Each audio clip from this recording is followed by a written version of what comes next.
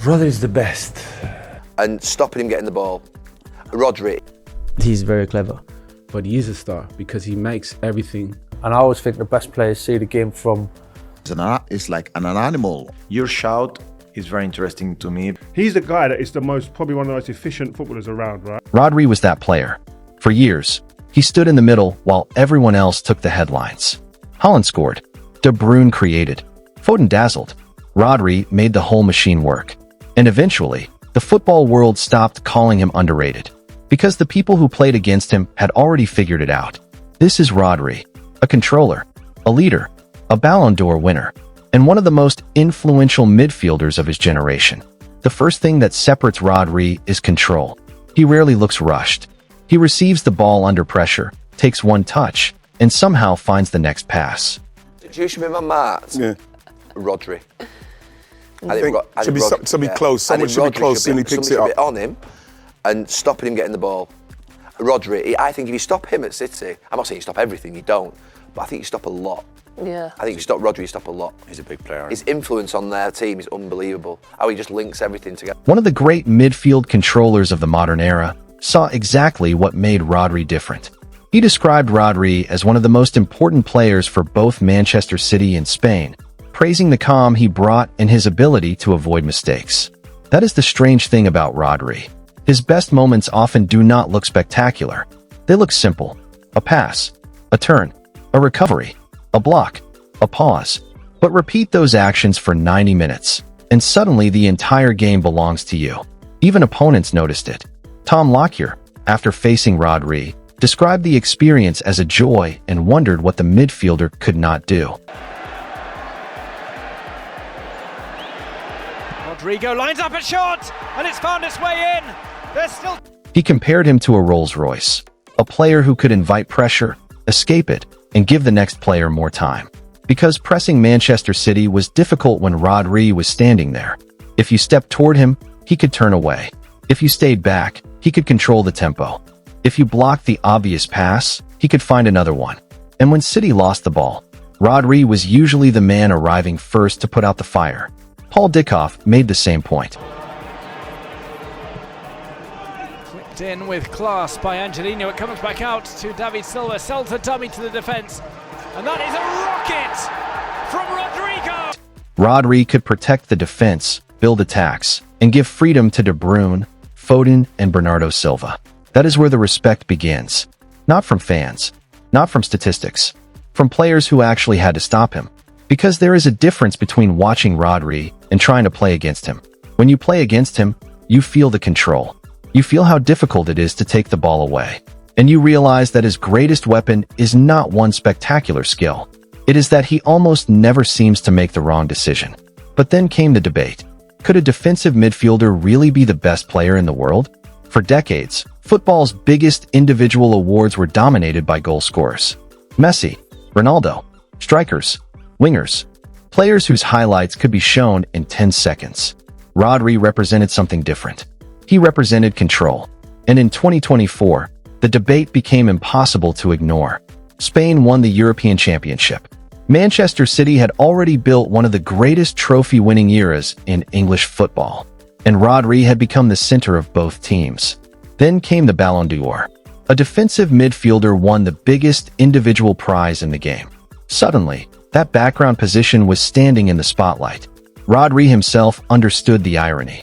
He had acknowledged that Xavi and Iniesta marked an era, and that Spanish football deserved recognition. But the strongest argument for Rodri was not an award. It was what happened when he was missing.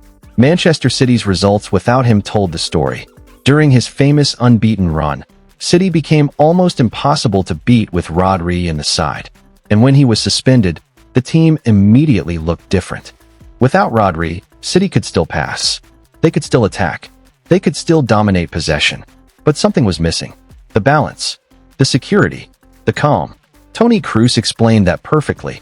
A good holding midfielder can disappear when he is on the pitch because everything is in order. But when he is not there, everyone suddenly notices. Then there is Pep Guardiola. Guardiola did not hesitate. Rodri is the best. This position is the best. So he can do everything, and the quality that he reads the game his mentality. He's always ready, and so Rodri is a top. What can I say?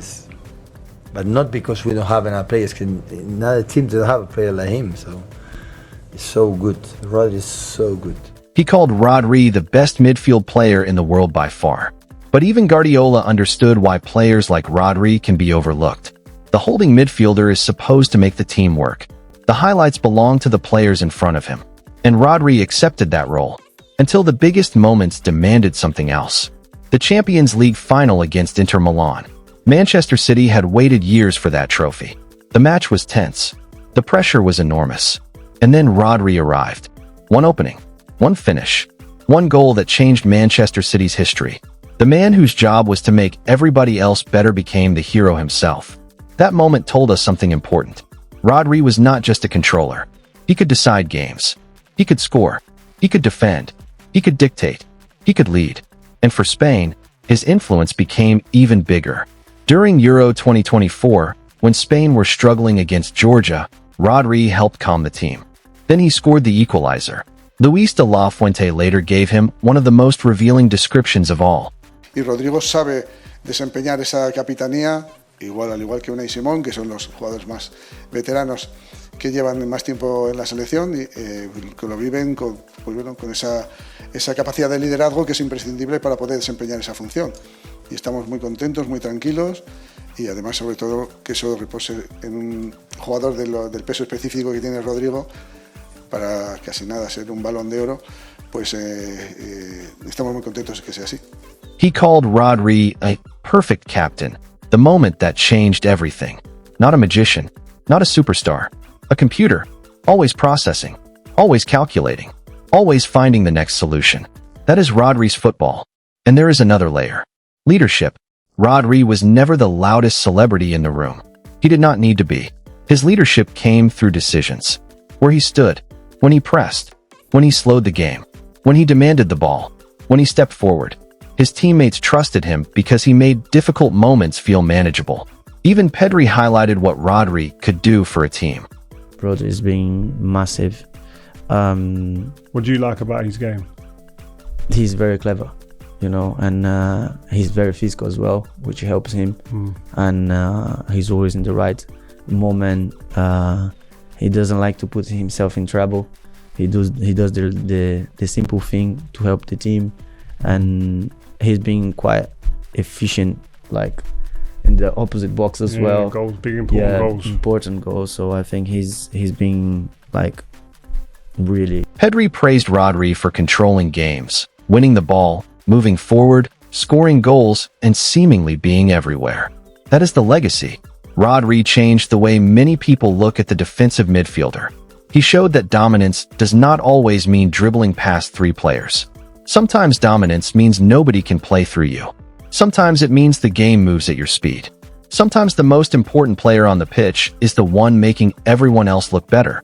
That is why the praise from legends, opponents, teammates, and managers carries so much weight. Because they were not praising a highlight reel. They were praising influence. Rodri became the player who connected everything. Defense to midfield. Midfield to attack. Club to country. Control to chaos. Rodri gets me leaving a game going, bro, did you see the way he controlled that game? Did you see the way that he was like a man against boy? Did you see it was like Pep on the pitch? Did you see the way that he made sure that the tempo of the game went to the way he wanted it? Did you see how much time he protected he's the guy that is probably one of the most efficient footballers around, right? And eventually, the football world gave him the recognition that his position rarely receives. Ballon d'Or winner, European champion, Champions League match winner, leader of Spain, and, according to Pep Guardiola, the best midfielder in the world. But perhaps Toni Kroos put it best. When Rodri is there, everything feels normal. When he is gone, you suddenly understand how important he was. That is Rodri. Not always the loudest, not always the flashiest. But when the game needed control, he was there. And when history needed a hero, he was there too. So now I want to know your opinion. Was Rodri the best defensive midfielder of his generation? Or did players like Busquets, Xavi, and others leave a bigger legacy? Tell me in the comments which legend we should cover next. And subscribe, because every legend has a story.